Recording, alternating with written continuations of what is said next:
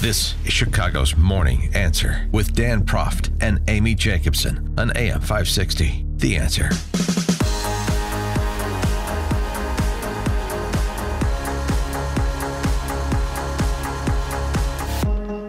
Good morning, Dan and Amy. When Cardinal Cupich sat down with Mary Ann Ahern, Blaise Cupich had this to say about the rolling and roiling allegations of sexual abuse within the church. This is not about sex. It's about power and clericalism. That's what has to change in the life of the church, and that's what the Pope is talking about. But let's also be clear that people who want to make this about sex in terms of homosexuality and all the rest of it are a diversion from the real issue that we need to attack in the life of the church. Oh, really? Yeah. Well, let me introduce you to two priests that Mike Scott's been reporting on this morning.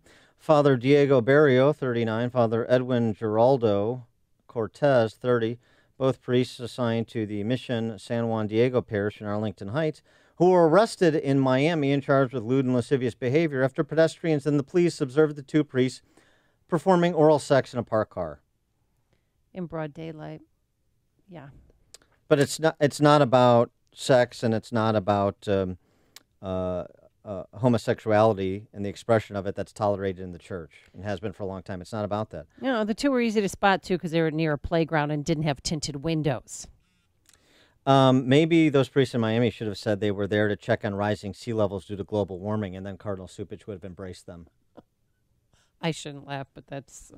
And Cupich also said this during his sit-down with Mary Ann Ahern, and this being broadcast obviously was the source of so much criticism directed at Cardinal Cupich's way, which he tried to reverse by saying he didn't mean what he said and dispatched priests last Sunday for Sunday Masses, Saturday and Sunday Masses, to challenge and decry the unfair editing NBC5 did of Cardinal Cupich's words. Does the Pope need to tell Catholics exactly what he knew about Cardinal McCarrick and when he first knew it?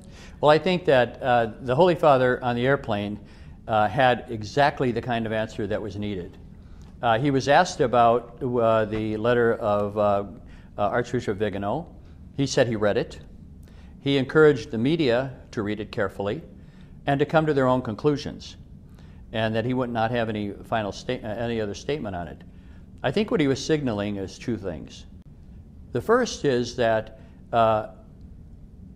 you have to see whether or not these remarks stand up to scrutiny.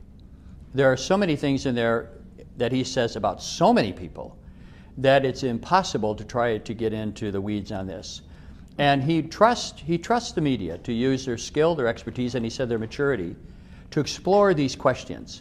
For instance, look at the language of the letter and compare it to the language that's in these websites and news outlets that release the document. There's so many parallels there in terms of the kinds of things that they're attacking the Holy Father and other people about. The other is look at these various things that are said on an individual basis. That's why I clarified it. See, and then, of course, he made the infamous now, rabbit hole comment about we've got big issues, environmentalism and migrants. We're not going to go down this rabbit hole. It seems to me, from watching the entire interview, and that was just an example of how much bandwidth Cupich was given to say whatever he had to say with as much specificity as he wanted to say it. Also, his dispatching priests to be PR flacks for him belies the fact that he can supplement the record with more specific comments on any of these topics anytime he wants, and he chose not to do so. Cupich has behaved in a disgraceful manner as far as I'm concerned, and I you get to have an opinion whether you're Catholic or not, but I happen to be a member of the church, and I attend Holy Name, and he's behaving like a politician, like the guy who just announced he's not seeking re-election yesterday. For more on this topic, we're pleased to be joined by the interviewer and a target of one Cupich in question. She is Mary Ann Ahern, political reporter for NBC5 in Chicago. Mary Ann, thanks for joining us. Thank you. It's been a busy time. Indeed. So how did you react to the missive that Supich sent out per your interview of him. I was surprised. I was surprised. I think, Dan, if we had not posted the entire interview already, we did the interview Monday. My time, by the way, was 3 p.m. Everyone got a different time. 3 p.m. isn't exactly, the best time in the world when you have a 5 and 6 o'clock story. But hey, that didn't even really, always better to have more time. But whatever. That was our time. We did our story at 5. We did our story at 6. We did our story at 10. No one from the Archdiocese said anything. Tuesday, we posted the entire interview. It isn't instantaneous. It takes a little bit of process to post all the various sections on the web and also have the copy to go with it. And we have lots of other stories going. But so it took us till Tuesday, but we posted it then. Again, not one word from the Archdiocese. Nothing. Zero. Nada. Wednesday at 5 p.m., there was a statement that I did not receive that other people in the newsroom received. It appeared, I don't know this absolutely, but it appeared I was deleted from the list since I often get emails from them. Someone else sent it to me and said, "Did you see this?" So he put out a statement Wednesday night. It took 48 hours to complain, and still nothing directly to us, to me. And so I thought, wow, that's kind of odd. I mean, if you don't like, we certainly hear from people when they don't like their story, and I get it. You interview someone for 12, 15 minutes, whatever it might have been. And we put up 3 different stories using a couple of the same sound bites. But probably maybe 5-6 minutes were aired over the day of the news. And of course, as the person who's been interviewed, you go, darn it, I said this too, and I said that too, and why did they only take that? But we posted the entire interview. Right. I mean, you can't were get able. More, transparency. Yes. I mean, than that. if they had shamed us into doing that, it would be a different story. But we already did it without any complaints. So if you happen to see, they posted their statement, the Cardinal statement, on Wednesday on their Facebook page. 90% of the comments, I'm shocked they didn't take it down, but 90% of the comments are, well, I did watch both. I watched the on-air and I watched the unedited, and they're the same. We stand by our story, and I'd like to move on, but we stand by our story. Well, it should be a badge of honor, to be blasted by Cardinal Supich, because I think maybe he's mad at himself and, pushing this off on you and NBC5. I mean, I don't know what else to... Did he go after Chuck Gowdy? Because I know Chuck Gowdy interviewed him, too. Did he mention anything about ABC7? He said the same things. Now, I don't know if he actually used the words rabbit hole to everybody, but he said many of the same things to me, to others as well. So I don't know exactly why. I mean, I get it. I'm not exactly, a shy flower in the corner, but I reported what he told us. Right. I'm not quite sure what the whole, and then to have the priest read the letter, that was really over the top. Well, you've covered the archbishops and cardinals of Chicago for some time now. How would you compare covering Supich and your interactions with him now that he's been here for a spell to previous cardinals, George, Bernardine, others? Well, the archdiocese, and I've said this even to them, their goal is, and as any organization, their goal is to always make their folks look good or to promote whatever their message is. That's not my goal. My goal is not to make my goal is to go ask questions, find out what the answers are, put them on the air. And my goal is also not to tear down people. My goal is just to ask questions and to get answers to them.